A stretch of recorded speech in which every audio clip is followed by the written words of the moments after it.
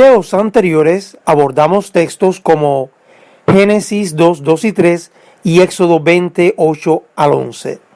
Hoy hablaremos del faraón de Egipto y su castigo a Israel, según algunos adventistas, por descansar en sábado. Si le interesa el tema, acompáñenos.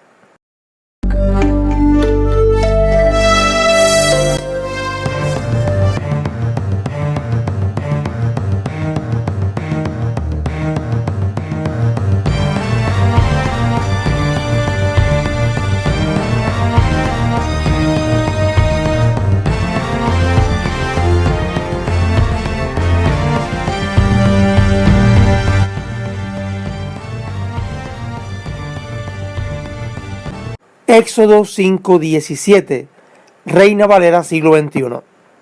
Faraón respondió: estáis ociosos, muy ociosos. Por eso decís, vamos a ofrecer sacrificio al Señor.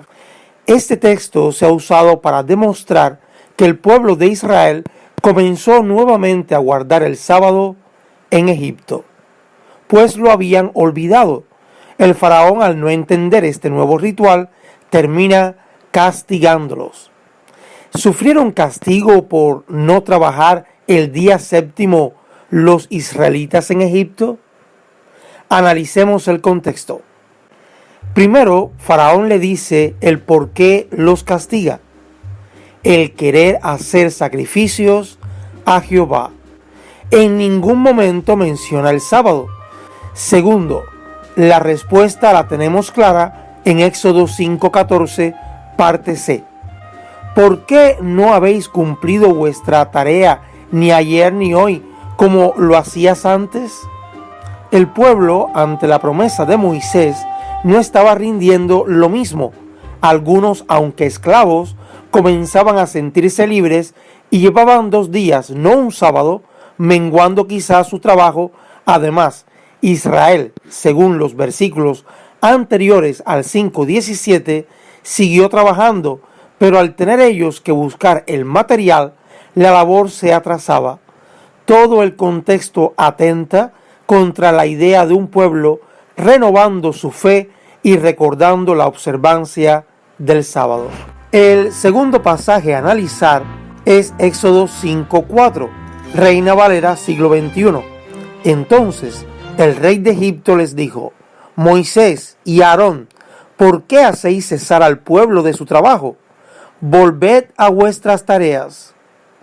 En la explicación de Éxodo 5:7, analizando el contexto, se descubre la razón de queja del faraón. Ahora bien, algunos teólogos alegan la palabra cesar es Shabbat, que significa descansar. Además, que es el mismo término que se utilizó en Génesis 2:2. Lo que olvidan muchos es que aunque el vocablo Shabbat se parezca a Shabbat, en nuestro idioma no son iguales. Este último, según el diccionario Vine, página 53, sí significa sábado, y el primero, Shabbat, se define como descansar, cesar, como bien traduce Reina Valera 2000 y la Reina Valera siglo XXI. El mismo diccionario nos da luz sobre el tema y dice: el significado fundamental y más frecuente de Shabbat se percibe en Génesis 8:22.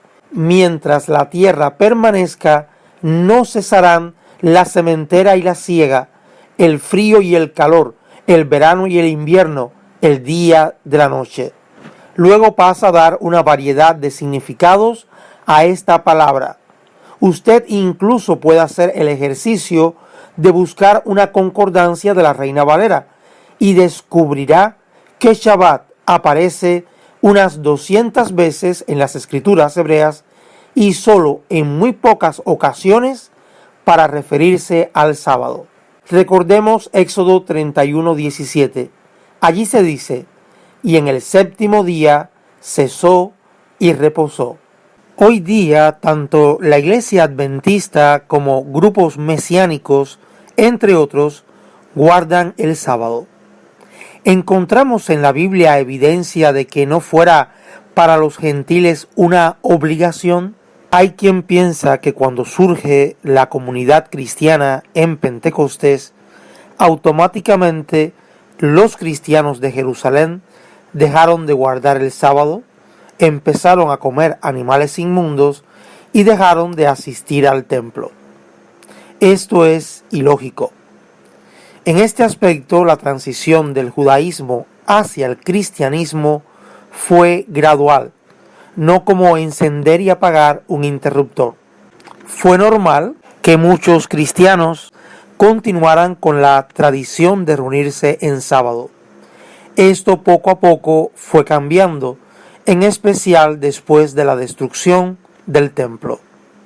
Por otro lado, las comunidades gentiles no estaban obligadas a guardar días y abstenerse de alimentos. Debido a ello, encuentro inútiles las discusiones con textos donde se quiere demostrar que se reunían en sábado o domingo. Voy a ser muy conciso en este vídeo, reconociendo que es un tema que lleva un análisis más profundo.